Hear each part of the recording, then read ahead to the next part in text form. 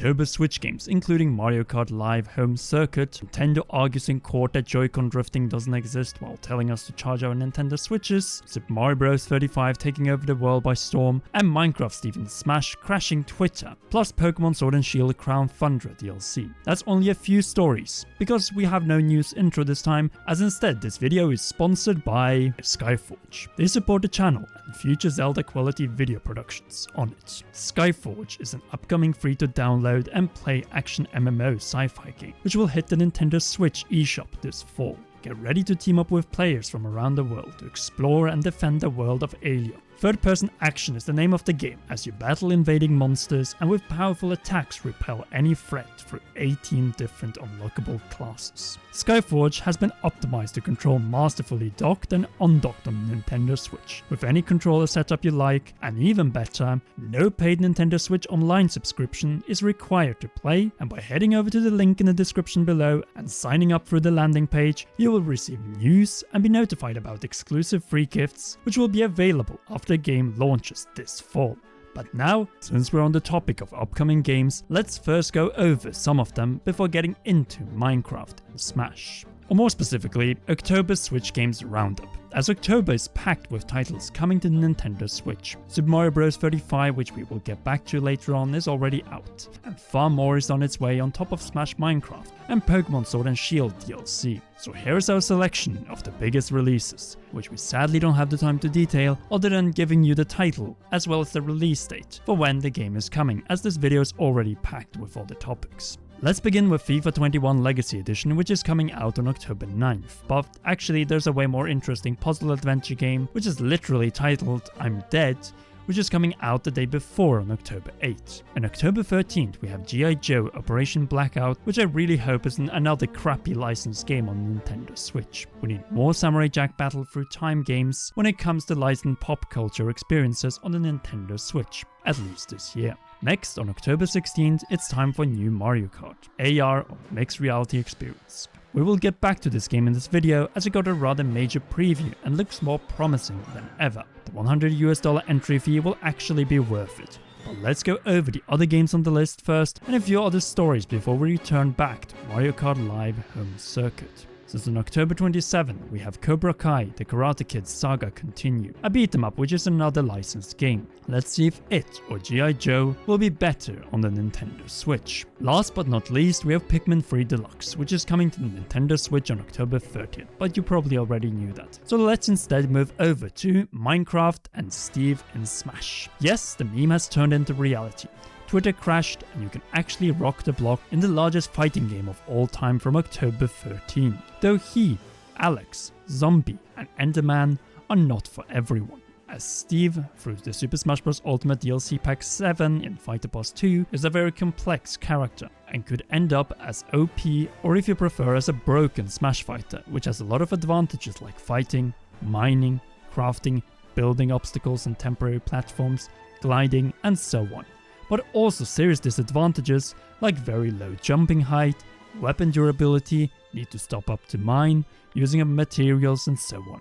Overall, Steve appears to be a fighter that you can get a lot of if you're willing to put the time in to learn his mechanics, and I would still love to see Steve win some major tournaments forward, mostly for the memes. At the same time, Sakurai and the Smash team have put plenty of effort into making Steve feel as if he was in Minecraft, and the lengths they have gone to make this meme into one of the largest Smash single editions is staggering. The attention to detail in this DLC pack is absolutely incredible, especially for Square Kirby, which looks adorable. Yes, 7 music tracks may not be that much, but then again, we don't need more as we have 6 variations of the Minecraft stage with plenty of life in the background. And for those who want even more Minecraft, Mii costumes of Creeper, Pig and Diamond armor are also possible to purchase separately. Sadly, it looks like we will not see Travis Touchdown from No More Heroes as a fighter in Smash Bros. Ultimate after he and Bomberman were confirmed as Mii costumes. And that's pretty much it for Minecraft and Smash. Well, with the exception of Amiibo, since we are getting Banjo-Kazooie with Jiggy Amiibo next year, and we will eventually get Min Min, and Steve Minecraft Amiibo which will hopefully not piss off people like... Who's out this Minecraft amiibo of me? Oh my, yo, what is that? That look like Fox McCloud to me, my boy. I know, that's not Fox. Now, returning the back, that ain't Falco. Man, come on now. But yeah, you know, it's lovely. Oh, how we wish you were with us, Desmond. I really hope you rest in peace and enjoy your new main in the sky. Next, we have the Pokemon Sword and Shield Crown Tundra DLC. Pokemon Sword and Shield's expansion pack will finally be complete on Thursday, October 22nd, when the Crown Tundra DLC will conclude our adventure in Galar with a big hunt of the legendary Pokemon from the long-cherished history of the Pokemon franchise, which by the way turns 25 years old next year. More areas like the wild areas are included after the great reception on the wild area in the base game and in Isle of Armor, but also more linear routes as the Crown Tundra is based on the harsh mountains and lakes of Scotland during winter. I for one hope we get much more lore from the DLC to properly confirm when in the Pokemon chronology this game takes place, as few hints of other trainers and champions from past regions were found in the main game and post-game. October 22nd can't come soon enough, and it is just one of many things that we are able to play on the Nintendo Switch in October, as we have already mentioned. And the biggest game this month is actually already out, since is Super Mario Bros. 35 the Ultimate Battle Royale. Yes, few things are as fun as chaotic Super Mario Bros. Online, and with trash being thrown to competing players, mayhem is guaranteed. But for real, I can't think of a better way to celebrate Super Mario Bros. 35th anniversary than doing it online with friends and strangers while creating the ultimate obstacle course for each other. Sadly, Super Mario Bros. 35, despite its excellence and fun factor, unlike Tetris 99, will only be available for a limited time for Nintendo Switch Online. But after Nintendo recently changed their mind about Jump Rope Challenge, we hope that they will change their mind as well when it comes to Super Mario Bros. 35, which they might as well rename as Super Mario Bros. Online after March 31st, 2021, or else it will share the fate of Super Mario 3D All-Stars. And more importantly, will Mario Kart Live Home Circuit take over your home? This holiday, or maybe before, as this part RC car, part game and part augmented, or in this case mixed reality experience, launches on October 16th.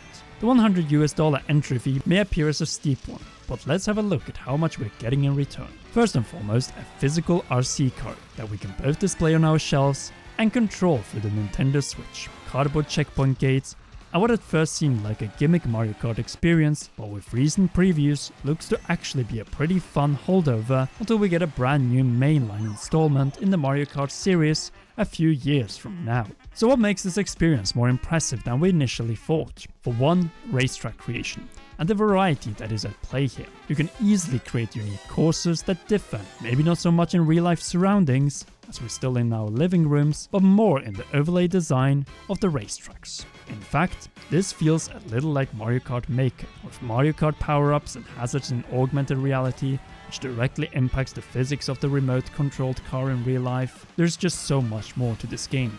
Like different speed levels ranging from 50 to 200cc, a proper Grand Prix with augmented tracks for no less than 8 cups. Each of these with 3 individual races, so a total of 24 races with in-game physics impacting the kart based on the environment and hazards that we can see on the Nintendo Switch screen. In other words, I am convinced to get Mario Kart Live Home Circuit, as what is offered in terms of already prepared environments and cups and the freedom of track creation is simply impressive. Now then, let's finish off with some rather curious news stories tying to Nintendo corporate. First off, have you experienced Joy-Con drift?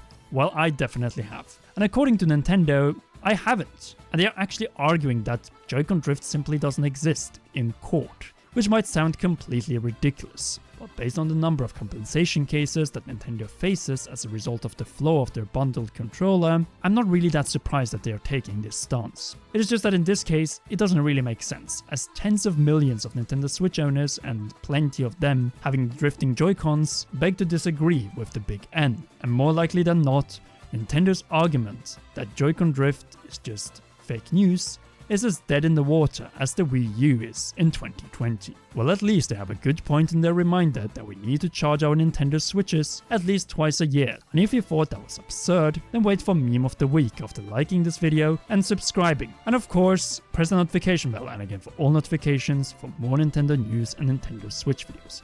But now, let's get into Meme of the Week. as Bowser has been arrested by the FBI. No joke, Bowser has been arrested for selling Nintendo Switch hacks, and the former president of Nintendo of America, Reggie Fils-Aimé, is joking about it in a tweet targeted towards the current president of Nintendo of America, surname Bowser. Quote, "I want the keys to the kingdom back, Bowser. The true Bowser at Nintendo of America." And yes, obviously Doug Bowser hasn't been charged or arrested as he continues to run Nintendo of America, but Gary Bowser, who was selling Switch hacks, was, along with his partners. And on that note, we conclude this crazy update filled with Minecraft Steve literally rocking the block, Super Mario Bros. 35 making us rage quit, Nintendo saying Joy-Con drift is fake news in court, and Gary Bowser being arrested by the FBI for hacking Nintendo Switches. Anyway, a big shout out to all our patrons on patreon.com/commonrealm, and in particular our Roy producer Charles Shash. And please enjoy one or both of these two awesome videos, especially our high quality